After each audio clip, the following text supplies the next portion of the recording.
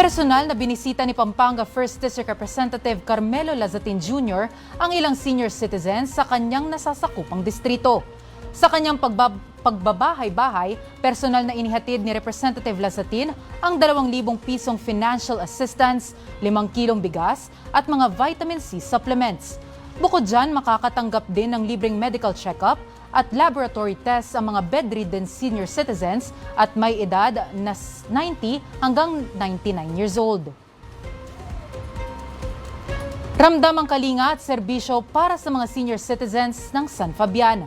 Dahil yan sa inisyatiba ni Pangasinan 4th District Representative Manay Gina de Venecia.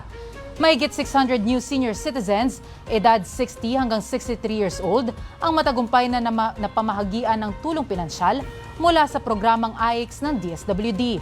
Malaking tulong ang umano ito sa mga gastusin sa gamot, pagkain at pang-araw-araw na pangangailangan ng mga senior citizens.